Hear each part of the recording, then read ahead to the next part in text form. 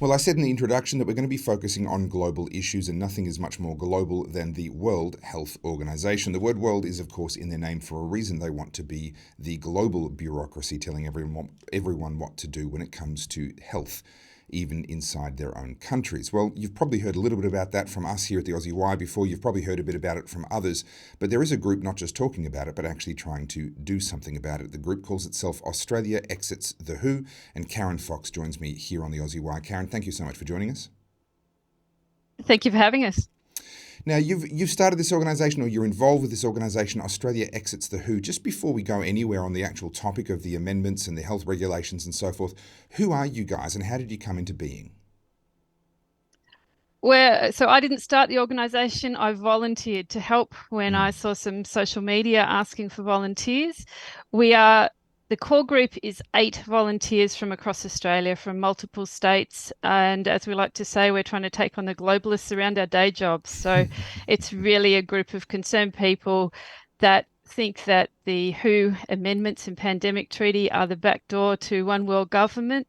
And we really think it's the Achilles heel that if we can try and put a stop to these things, then it might stop the entire globalist train. Well, there's precedent for this because, of course, Nigel Farage was just a guy down at the pub complaining about the European Union when he then decided, you know what, I'm going to do something about this. And of course, many years later, he successfully led the UK to exit. So there's precedent for this.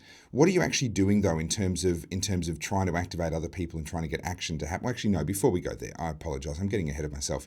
What's the problem that you're trying to fix? The problem that we're trying to fix is the global power grab that is being orchestrated by the WHO.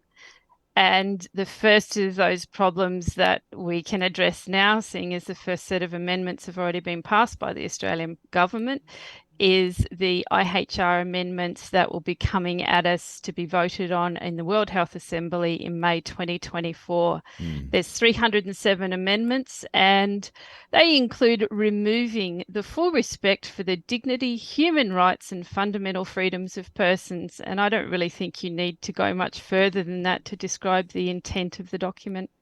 It's quite an extraordinary thing to see that actually being explicitly, like, it feels like they just said the quiet part out loud. But putting aside the specifics of what they are and aren't doing in these amendments, the principle of a global health body, when obviously health outcomes and even pandemics will impact different countries very, very differently, is this a process by which Australia is ceding its own sovereignty? Most definitely, we are at least ceding democracy, because there is multiple sections in this document where they are trying to take control out of the hands of our own government. There is actually an IHR focal point already established within the Department of Foreign Affairs, and the only way that they've weaseled out of saying they're removing sovereignty is that they will be giving direct and binding instructions, legally binding by international law, to this IHR focal point so they can say, oh, we didn't do it, your government did it, you haven't lost any sovereignty. But one of the major clauses is they are taking non-binding out of what were recommendations. So they're seeking to become a legislative body instead of a body that made recommendations that could be taken up or ignored. For a long time, people who said there was an effort to create a one world government were ridiculed and mocked as conspiracy theorists and obviously just unhinged and ridiculous. That is what appears to be taking shape here. Is there any way you could describe this as not an attempt to create a one world government, at least as regards health issues? Well, the more interesting part of the One Health topic and the One Health heading is that it covers the entire biosphere. And once Hmm. you go there, you can bring in climate restrictions, you can bring in restrictions on agriculture, transport, and every other category that they consider to relate to health. So the One Health concept really means for us that this is the equivalent of one world government. Well, in my editorial at the start of today's episode of the news, I was talking about lies hiding in plain sight. I mean, having amendments to the health regulations in the aftermath of the COVID-19 so called pandemic, but then actually making them apply to the entire biomass, as you say. I mean, this seems to be just a lie hidden in plain sight, is it not? Yes, the ability of them to state their plans and yet still have the mainstream media declaring it to be conspiracy theory is one of the great anomalies of our time at the moment. It's quite extraordinary that we get shut down for misinformation if we simply point out what they actually said. All right, so that's the problem, and it's a pretty big one, and it's coming at us pretty fast. But you've not just simply thrown your hands up in the air and gone and found some sand to stick your head into. What exactly is it that Australia Exits the WHO is trying to achieve, and how are you going about it? One of the most important things is awareness. It's very, very hard to be fighting a war if most people don't know we're in a war. Sure. One of the first initiatives was the petition about the amendments that have gone through. Mm-hmm. We got 55,000 Australians to sign on a very, very dry topic. Mm. Unfortunately, we received a beyond disgraceful response from the Minister for Health, which is an open letter, which is on the front page of our website if anyone Mm. would like to read it. Not only were the lies 18 months old, they were past tense when we received them as a response to 55,000 Australians, which we Wow. thought was beyond shocking.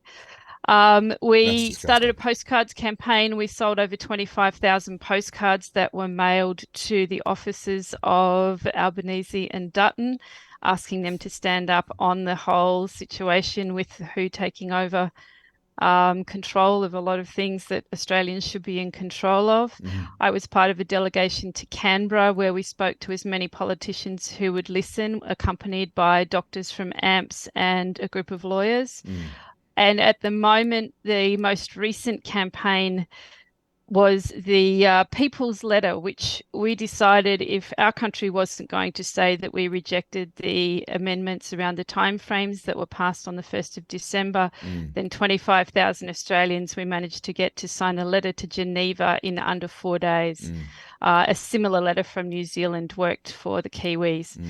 So we have done those campaigns. We have a campaign on the website My Say Matters at the moment where you can send guided letters. So we give you some information on the topics you can talk about, but we want people to write in their own words. Mm. And this campaign is directed to the JSCOT committee, which stands for Joint Standing Committee on Treaties. There's a 16-member committee that are supposed to be in charge of the response to all of these amendments. Unfortunately, 4 members of that committee that we have spoken to directly had no idea that they passed the first set of amendments that were buried in a document that was headed Timor-Leste changes. Wow. The bureaucrats managed to completely hide it from even the committee that was supposed to be in control Wow. of it. So we are asking people to write to the JSCOT committee, which is 16 of our elected representatives, and you can also copy and email the same correspondence, which will then be sent to your state senators as well. Mm. And it's also set up to send to your own MPs. So if it's, again, we know that everyone's got letter writing fatigue and that no one is replying, but we still believe that the volume is what they look at. They Mm. believe that one handwritten letter or typed letter is the equivalent of 1,000 people's voices. Mm. So every letter that people can get off to their MPs and their senators definitely does have some sort of impact, but it needs to be in numbers. Mm. So we're working, again, awareness is the most important thing here. If our parliamentarians that are in charge of these committees don't even know what this is about, obviously the awareness across the community is also very low, and this doesn't get any airplay Mm. whatsoever on mainstream media. It boggles my brain that you're saying so many things that are absolute bombshells just so casually that they just buried it in the Timor-Leste doc. I mean, this is governmental fraud that is just happening before our very eyes, where they're not even being honest with our own elected representatives. How can democracy function when that's going on? Well, it's pretty amazing they can reply to 55,000 people with complete and outdated lies. That Yeah. really that one's blown me away because it wasn't a reply to one person or one group of conspiracy theorists. It Mm. was a group to a very large section. It was a reply to a very large section of the population, Mm. and the offhandedness of it. I suppose when you have a government that mandated a bioweapon, you're not really sure how much lower they can go. Well, you've told us about a lot of the tactics that you're using, and I know for a fact that among our politicians, whilst many of them are worse than useless, there are some very good ones in there that are trying to do very good work. And one of the things that they've said to me consistently is what a difference it makes for them and for their influence, I guess, when they have the voice of the people behind them. Things like petitions, things like letter writing campaigns, etc., in conjunction with the work that they're doing from the inside, is a potentially a very, very powerful combination. Do you know of any politicians that are, or I guess maybe some things can't really be spoken about, but which politicians that you can speak about are aware of these problems and are on our side and trying to make a difference here? Well, we found some more that were on our side that aren't public and aren't game to be public. I believe there's a number in the Liberal Party along those lines, but the usual suspects of more than on side. Ralph Babbitt hosted our group and is definitely on side, and we're in touch with some of his advisors who are brilliant people. We were really pleased to meet some people in Canberra that we had more friends than we were aware of. Yeah, Obviously, good. Russell Broadbent, who's just defected from the Liberal Party, is another person that's on side, along with Malcolm Roberts, Of course. Jared Rennick, Yep. and we're in contact with Alex Antic, who also did a piece for our website. So Yeah. the usual good guys are definitely on side, but we feel that our real issue, more than the politicians, is with the bureaucrats that are following their own agendas and deliberately attempting to subvert what they're putting in front of the politicians. So I think at times we're very, very hard on the politicians, but the bureaucrats behind them are the ones, as Humphrey Appleby would say, that are always there. And we have struck dead ends with the secretary for the J. Scott committee and with the staffers that are supposed to be presenting the committee information to the politicians. So there's really a big issue there with the communication getting through to our elected representatives, and another reason that sheer volume of communication Yeah. is important. Well, we're of course. Another thing that Sorry. we've been talking about, sorry, I'll No, you go go. straight on. This week is the inquiry into the COVID pandemic, which is intended by the current government to be a whitewash. But it is still rude to announce the submissions opening last Friday and them closing this Friday, 2 weeks out from Christmas. So we've started a campaign to let as many people as possible know. We've decided that for Christmas we should be giving the government all the replies they don't want to this inquiry.